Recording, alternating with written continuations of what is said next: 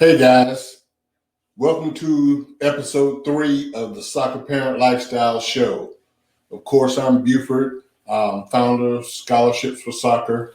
And first off, what a weekend for soccer. You had the Copa Saturday. Messi finally gets his international win. I was happy for him, although I was pulling for Brazil, but I was very happy for Messi. And then the game today, what a game, ends in penalty kicks. Um, we could talk forever about the questionable decisions of England's coach, what have you. But today, I want to talk about the one skill that every youth soccer player needs, and I want you to think about it for a little bit. But before we get to that, I want to talk about a little something that happened at the game today. We had a little discussion in it in our Soccer Parent Lifestyle group, and if you aren't a member of the group, please request to join. You can find us on Facebook at the Soccer Parent Lifestyle, and request to join our group. But in the group, we were talking. The England players were going up to the stage to accept their medals. And a lot of the players, as soon as they put them on their necks, took them off on camera. And I asked the question in the group, what everybody thought of it. And of course, the opinions are all over the place, but I just kind of wanted to give my take on it. First of all, I'm not really such an old school guy that I don't like the players having fun and they got to do things the way it's always been done. However, in this case, I am a little old school, and I'll tell you why. First off, it doesn't bother me that they're extremely distraught at losing the game. I totally understandable. These guys have worked very hard to get there, and it's devastating. Anybody who's played sports, who's had a big game, regardless of the level, whether it's pro level, amateur, it's devastating. Losing can be devastating. However, I try to teach my kid that you win with class, you lose with class. And by that, I don't mean wearing the medals. I didn't like it because they took them off right there. If you got a youth soccer tournament, you go into the tournament, your kids get to the finals, they lose the championship game, and they get a finals medal. Then usually you take the team photo and then go their ways. Well, once they take the team photo and go their ways, who cares what happens to the medal? I don't care. I know my son has finished several times as runner-up in the tournament and gotten a medal every time, and I couldn't tell you where any of them are. He probably couldn't either because he probably threw them away. I'm perfectly fine with that. But in the moment, you're at a tournament, you got to show respect for the tournament organizers, the people who gave you the opportunity to play, and if you leave it on the field, you can hold your head high, win or loss. I think that's what we all try to teach our kids, because you're going to win every championship. There are 32 teams in the Euros. 31 were guaranteed to lose at some point. So, that's all I'm saying is I just thought it set a poor example for you kids, and I wouldn't want my kid taking his medal off on the stage. Now, once they take the pictures and everything, I could care less what he does with it. All right, that's enough on that subject. If anybody wants to comment on it, feel free. If you got a different take, feel free to comment. We always welcome discussion.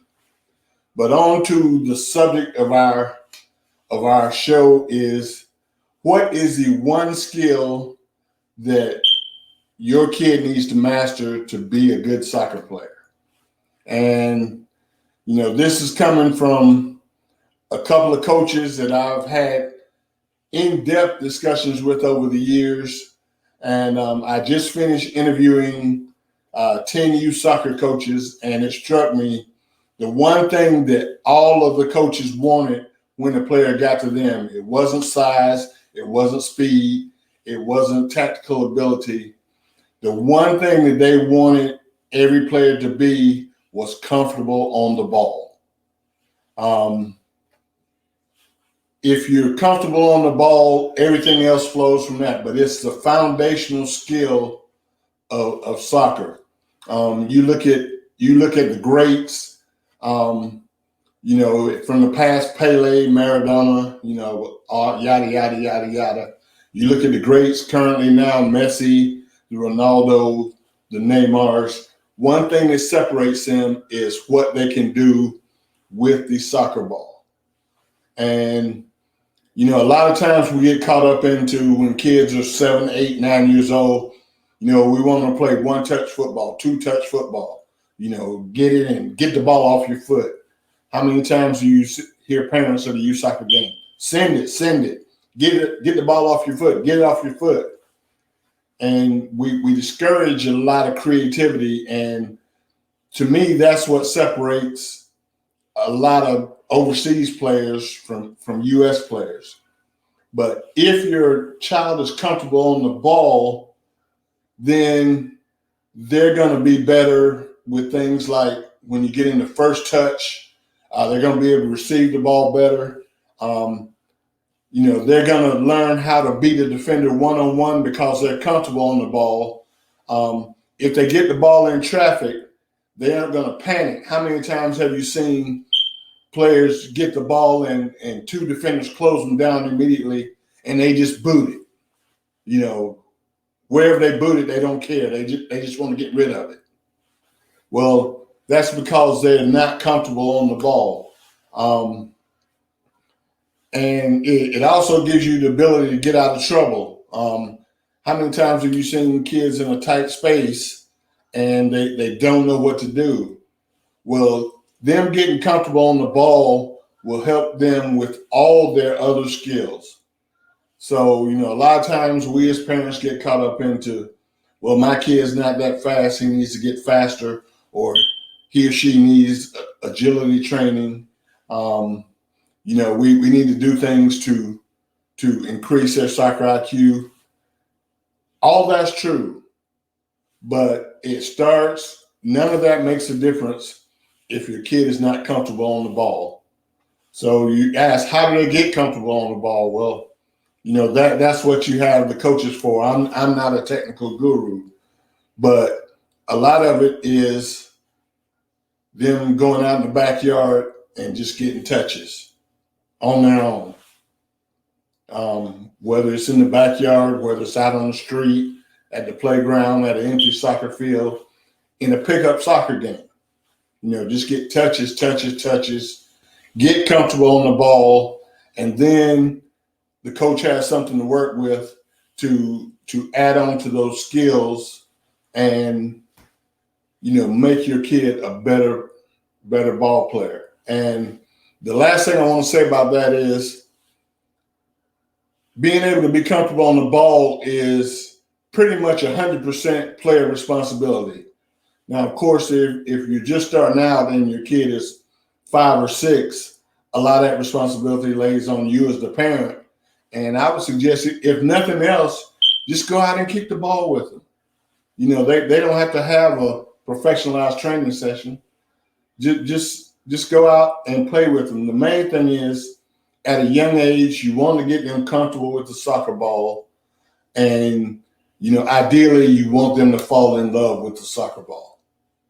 So, if they do that, the other things will come. But ball mastery is the one key thing that every soccer player needs to do. It's probably the hardest thing to do in soccer, but it's the easiest thing for a kid to understand, to kick the ball and just have them fall in love with the ball. It's the easiest thing for a young child to comprehend is to play with the ball. but ball mastery is the hardest thing. It's a lifelong thing when they're 16, 17, 18, and they're learning tactics and bringing all these other things in. They still need to work on ball mastery. Messi, Ronaldo, Neymar, they all train and they all work on ball mastery, even though they're some of the greatest players in the world. So there's no reason our kids shouldn't either. All right, so that is what I wanted to talk about today. Of course, as always, the show is sponsored by the Soccer Parent Lifestyle.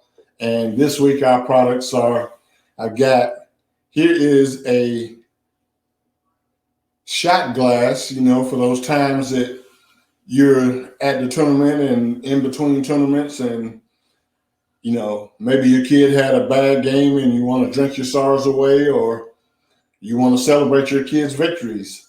But I have all these type products with different Soccer Parent logos on them, Soccer Parent Lifestyle logos on them. I've got this shirt. I don't know if you can see it. Right, there we go. And of course, we've got mugs, tumblers, wine glasses, shot glasses, everything. So go check us out at the Soccer Parent Lifestyle. And so you can look good while you're on the pitch supporting your kids. Well, I hope everyone is having a great weekend, ready to get back at it tomorrow. Next week, we'll have another show for you. And remember, if you're not in the Soccer Parent Lifestyle group, join us, and we'll see you there. Bye.